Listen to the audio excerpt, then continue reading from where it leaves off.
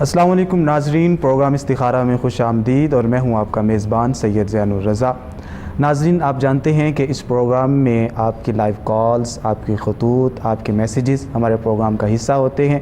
آپ ان کے ذریعے ہم سے اپنے روحانی اور جسمانی مسائل ڈسکس کرتے ہیں، خواہ جادو ٹونے کا اثر ہو، کاروباری معاملات کے اندر بندش ہو، اسی طرح مناسب رشتوں کی وجہ سے والدین پریشان ہوں، یا کسی بھی طرح کے روحانی معاملات ہوں، اسی طرح کاروبار کے اندر اگر برکت نہیں ہے، جوڑوں کا درد ہے، سر کا درد ہے، پھر اسی طرح بلڈ پریشر کی وجہ سے آپ پریشان ہیں، یا اور معاملات ہیں، شوگر ہو گئی، تو اس سارے معاملات میں آپ جب بھی کسی تکلیف کا سامنا کرتے ہیں اور پھر آپ ہم سے ڈسکس کرتے ہیں، اور ہمارے ساتھ موجود جہاں پر علماء و مشائخ اور روحانی شخصیات جو ہیں وہ ہمارے ساتھ موجود ہوتی ہیں، وہ ہماری تشفی فرماتی ہیں، ہمارے مسائل پر جو ہے وہ ہمیں ہمارا حل بتاتی ہیں۔ آج ناظرین ہمارے ساتھ موجود ہیں بہت ہی عمدہ گفتگو کرنے والے نوجوان اسکالر علامہ مفتی پیر سید محمد شہباز احمد سیفی صاحب۔ السلام علیکم پیر صاحب۔ وعلیکم السلام ورحمۃ اللہ وبرکاتہ۔ سب کیسے ہیں؟ خیر و عافیت سے؟ الحمدللہ رب العالمین۔ اور ان کے ساتھ ہمارے دوسرے مہمان موجود ہیں علامہ پیر مفتی قیصر شہزاد نعیمی صاحب۔ السلام علیکم۔ وعلیکم السلام ورحمۃ اللہ وبرکاتہ۔ نعیمی صاحب کیسے ہیں؟ طبیعت اللہ کا مبارک شکر، شاہ صاحب آپ کی دعائیں، آپ سنائیں ٹھیک ہیں؟ ناظرین، جس طرح کہ آپ جانتے ہیں کہ آپ ہمارے ساتھ اپنے مسائل ڈسکس کرتے ہیں، اگر آپ ایسی کوئی بھی پریشانی فیل کر رہے ہیں، آپ کو کاروباری معاملات کے اندر بندش نظر آ رہی ہے یا جسمانی امراض میں مبتلا ہیں، تو آپ بنا دیر کیے ہمیں کال کریں۔ سکرین کے اوپر، ٹی وی کی سکرین کے اوپر آپ ہمارا نمبر دیکھ رہے ہیں، اپنا فون اٹھائیے اور ہمیں فوراً کال کیجیے، اور پھر یہاں پر ہم جو ہمارے ساتھ علماء و مشائخ موجود ہیں ان سے ہم آپ کے جو سوال ہیں ان کے جوابات لیں گے۔ ناظرین، اس کے ساتھ ساتھ جس طرح ہمارے پروگرام کا ایک طریقہ کار ہے کہ ہم ایک موضوع جو اخلاقی بھی ہو اور روحانی بھی ہو، اور اس طرح جس میں ہماری تربیت بھی ہو اور اسلامی تاریخ سے بھی وابستہ ہو، موضوع ڈسکس کرتے ہیں۔ آج ناظرین 7 شوال المعظم ہے، اور غزوہ احد 7 شوال المعظم کو ہوئی تھی، اور ناظرین یہ جو دن ہے 7 شوال المعظم کا، اسلامی تاریخ کے اندر بہت معنی خیز ہے اور اس کی بہت زیادہ وقت ہے، اس لیے کہ اس میں جس طرح کہ میں نے پہلے عرض کیا، غزوہ احد جو اسلام کا دوسرا معرکہ ہے وہ معرض وجود کے اندر آیا، اور پھر غزوہ احد یہ نبی کریم صلی اللہ علیہ وسلم کے جانساروں نے اس کے اندر جو قربانیاں پیش کی، جو اپنا کردار ادا کیا، اور میں یہاں پہ یہ کہتا ہوں، جب میں نے اس سارے واقعے کو پڑھا تو اس نتیجے پر پہنچا کہ جس طرح نبی کریم صلی اللہ علیہ وسلم نے کے ساتھ انہوں نے وفا کی، تو وفائیں بھی ان کو اس وقت سلام کرتی ہوں گی۔ ظاہراً تو مسلمانوں کو فتح نصیب نہ ہوئی، لیکن اس کے بعد جو اسلام نے ایک مضبوط طریقے سے اپنا جو ہے وہ کردار ادا کیا، اس میں آپ کی کوئی مثال نہیں ملتی۔ ناظرین، ہمارے ساتھ ایک کالر موجود ہیں، ان کی طرف چلتے ہیں۔ جی السلام علیکم۔ السلام علیکم، میری آواز آ رہی ہے؟ السلام علیکم جی، ہمارے ساتھ کالر موجود ہیں۔ السلام علیکم۔ ہیلو۔ وعلیکم السلام علیکم جی بہن، کون اور کہاں سے؟ ہیلو۔ جی جی، آپ کی آواز آ رہی ہے، اور آپ بتائیے کہ آپ کا نام اور آپ کہاں سے ہیں؟ ہیلو۔ جی جی، آپ کی آواز ہمیں آ رہی ہے، آپ بتائیے آپ کا نام اور آپ کہاں سے ہیں؟ آپ مجھے سن رہی ہیں؟ کال ڈراپ ہو چکی ہے۔ قبلہ پیر صاحب، میں آپ کی طرف آتا ہوں۔ غزوہ احد کے حوالے سے جس طرح ہم گفتگو کر رہے ہیں، تو سب سے پہلے تو میں یہ گزارش کروں گا کہ غزوہ احد کا جو پس منظر تھا وہ بیان کیجیے۔ بسم اللہ الرحمن الرحیم۔ اللہم صلی وسلم علی سیدنا و مولانا محمد مبارک وسلم صلی اللہ علیہ۔ غزوہ احد شوال المکرم کی ہجری میں یہ معرکہ پیش آیا۔ غزوہ اس جنگ کو کہا جاتا ہے کہ جس جنگ میں نبی رحمت صلی اللہ علیہ وسلم بنفس نفیس خود شریک ہوں۔ غزوہ بدر اسلام کا باقاعدہ پہلا معرکہ تھا۔ اس میں مشرکین مکہ نے جو ہزیمت اٹھائی، جی، اس ہزیمت کو دور کرنے کے لیے، اس شرمندگی کو مٹانے کے لیے مکے میں ایک خاص قسم کی کوشش کرنے کے بعد، لوگوں کو ابھارنے کے بعد، چونکہ مشرکین مکہ میں سردار مکہ تھا ابو جہل، جی، غزوہ بدر میں وہ مارا گیا. اس کے بعد ابو سفیان مکہ کے سردار بنے. جی. اب ابو سفیان اور خالد بن ولید، ان دونوں نے اس وقت تک کلمہ نہیں پڑھا تھا. جی ٹھیک. ابو سفیان مکہ کے سردار بن گئے. اب ابو سفیان کی بیوی ہندہ، تب تک انہوں نے بھی کلمہ نہیں پڑھا تھا. ان لوگوں نے مل کر مکہ میں ایک انتقام کے حوالے سے ایک فضا ہموار کی، لوگوں کو تیار کیا، اور 3000 کا لشکر. جی. اب انہیں اندازہ یہ تھا کہ بدر کے میدان میں 313 اگر ہم پر غالب آ سکتے ہیں، جی بالکل، اب ہمیں اس انداز میں تیاری کرنی چاہیے کہ ہم ان کے برابر ڈبل ٹرپل اس طرح سے ہم نہیں ان پر قابو پا سکتے. تو ایک عظیم لشکر تیار کیا جو 3000 لوگوں پر مشتمل تھا، جس میں 700 زیرہ پوش تھے، جی 200 گھڑ سوار تھے، 300 اونٹ سوار تھے، اور جو زیرہ پوش تھے وہ مکمل جو ہے نا وہ اپنے آپ کو انہوں نے اسلحے سے لیس کیا ہوا تھا. یعنی کہ پوری ہر حوالے سے بھرپور یعنی تیاری کہیں سے کوئی کمی نہ رہ جائے. انہیں یہ تھا کہ وہ راستے جو شام کی طرف جاتے ہیں وایا مدینہ، اور ہمارے تجارتی قافلے جہاں سے جاتے ہیں، وہ راستے کلیئر ہو جائیں. اور جو ایک دھاک بیٹھ گئی ہے مسلمانوں کی، جو روب ہے کہ یہ بہت بڑی طاقت ہے، تو ابھی سے انہیں معاذ اللہ کو چل دیں. جی شاہ صاحب، چلتے ہیں ایک چھوٹی سی بریک کی طرف، یہیں سے ہم دوبارہ گفتگو کا آغاز کریں گے. ناظرین، ہم جا رہے ہیں چھوٹی سی بریک کی طرف، اس امید کے ساتھ کہ آپ ہمارے ساتھ رہیں گے.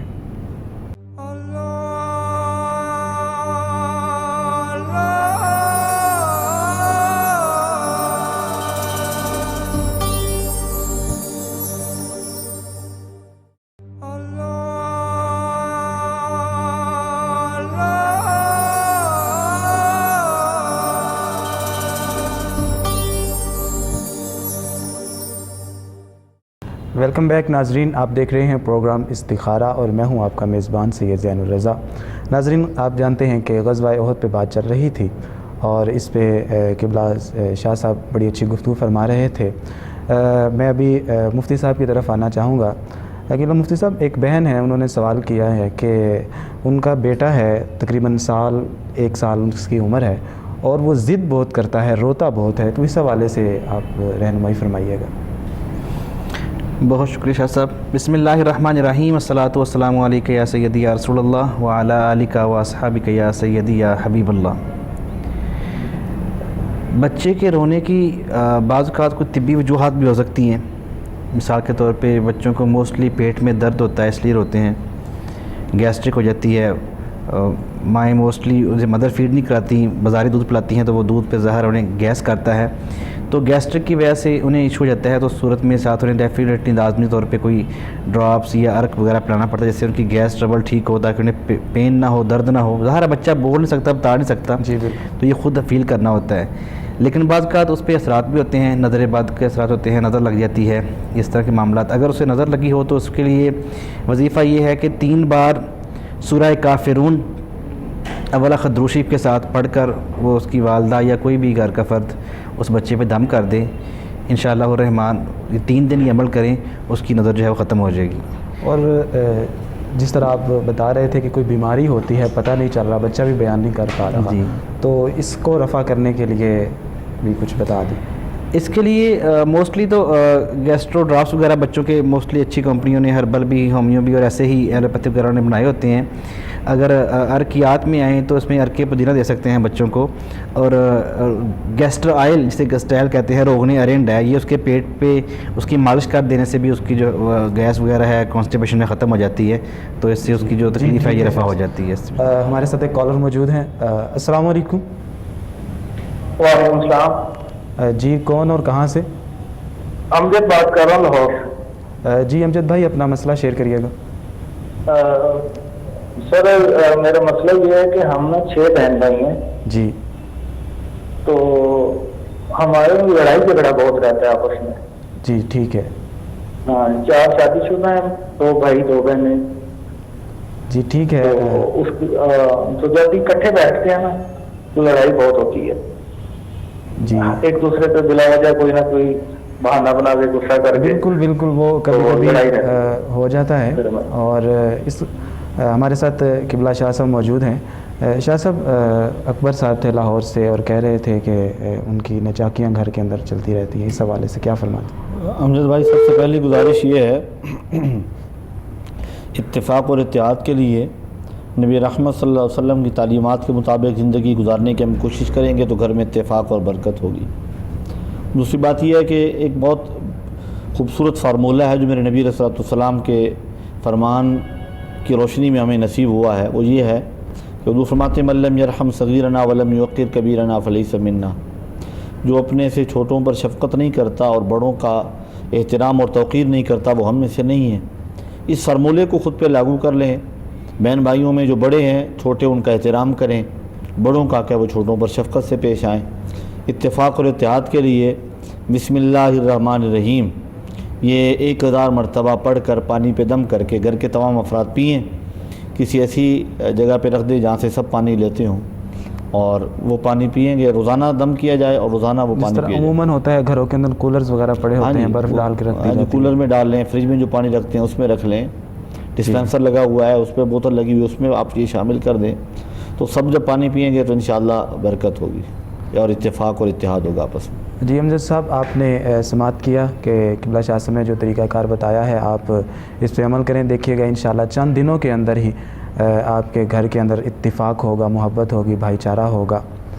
قبلہ نعیمی صاحب, غزوہ بدر کے حوالے سے گفتگو چل رہی تھی اور غزوہ احد کے حوالے سے, تو آپ کیا فرماتے ہیں اس حوالے سے؟ جی بالکل, غزوہ احد میں نبی پاک صلی اللہ علیہ وآلہ وسلم کے جان نثار ساتھیوں نے, صحابہ کرام نے بڑی قربانیاں پیش فرمائیں اور قربانیوں کی ایک عظیم ایک بڑی داستان رقم کی غزوہ احد نے کہ نبی پاک صلی اللہ علیہ وسلم کے جان نثار آقا دو عالم صلی اللہ علیہ وسلم کے اوپر جان چھڑکنے کے لیے جو ہے وہ ایک سے بڑھ کر ایک آگے بڑھ رہے تھے. جی جب نبی پاک صلی اس اللہ بات علیہ میں کوئی شک نہیں ہے. ہمارے ساتھ ایک کالر موجود ہیں, ان کی طرف چلتے ہیں. جی السلام علیکم. وعلیکم السلام. جی کون اور کہاں سے؟ بھائی میں سکر سے بات کر رہی ہوں. بھائی میں نے پہلے بھی کال کی تھی نا, وہ گھر بنانے کے لیے اور زمین بیچنے کے لیے سورہ نوح کا وظیفہ دیا تھا نا آپ نے. جی جی. وہ میں 2 مہینے ہو گئے پڑھ رہی ہوں لیکن ابھی تک کوئی کام نہیں ہوا ہے. اچھا, آپ کی والدہ کا نام کیا ہے؟ ممتاز نام ہے. اور مسئلہ دوبارہ شیئر کریں گے؟ پتا نا مجھے جو بھی وظیفہ کرتی ہوں میرا کوئی کام نہیں ہوتا ہے, وہ کس وجہ سے نہیں ہوتا ہے وہ بھی مجھے بتانا بھائی. وہ جو وظیفہ جو آپ کو پہلے بتایا گیا تھا وہ اگر آپ کو یاد ہو تو. ہاں وہ آپ نے بتایا تھا نا 40 دن کے لیے, اس سے بھی زیادہ میں نے پڑھا ہے. 2 مہینے ہو گئے, 2.5 مہینے کوئی کام نہیں ہوا ابھی تک. جی میری بہن, وظیفے میں کوئی شک نہیں ہے, لیکن یہ ہے کہ کچھ نہ کچھ عمل کے اندر کوتاہی رہ جاتی ہے. تو ہمارے پاس مفتی صاحب موجود ہیں, ہم ان سے پوچھتے ہیں کہ مسئلہ کہاں سے آ رہا ہے. جی کیسر صاحب کیا فرماتے ہیں؟ مسئلہ کیا تھا بیٹی کا؟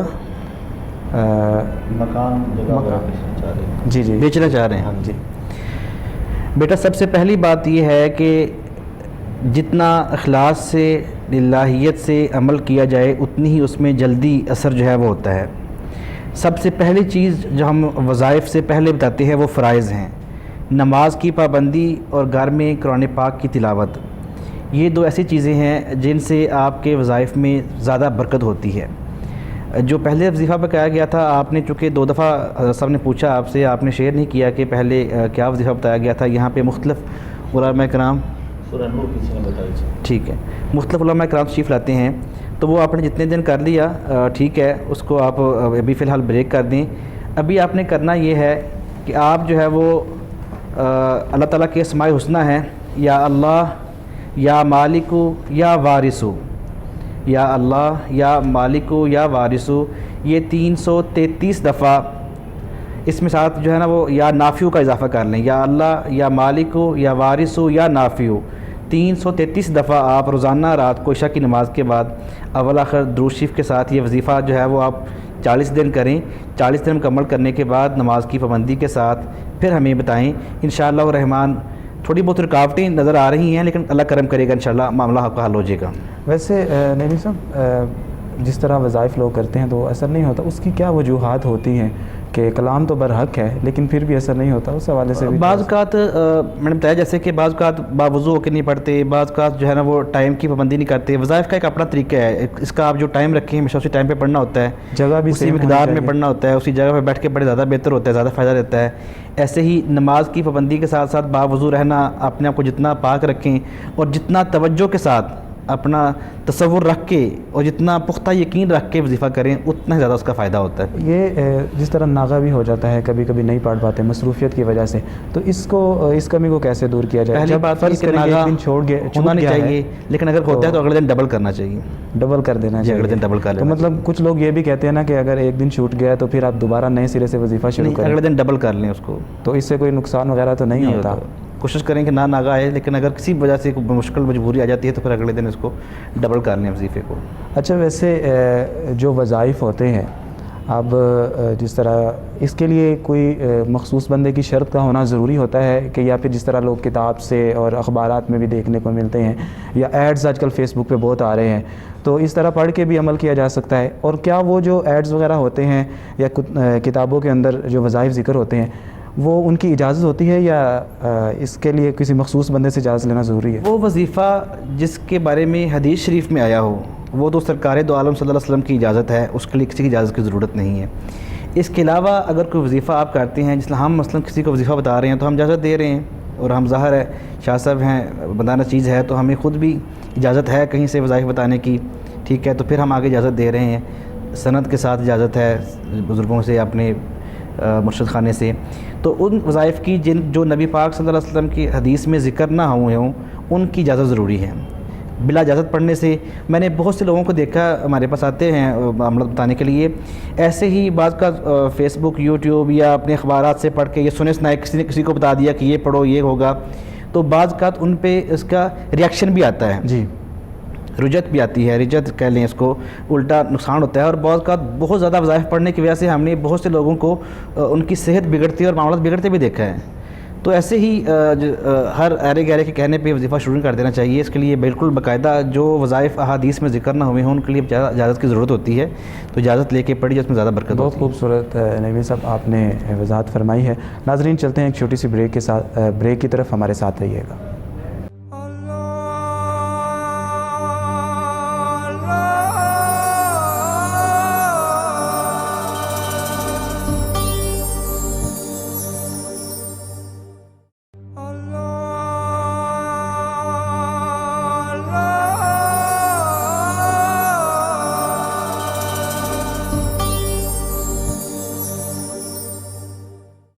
ویلکم بیک ناظرین، آپ دیکھ رہے ہیں پروگرام استخارہ اور میں ہوں آپ کا میزبان سید زین الرضا۔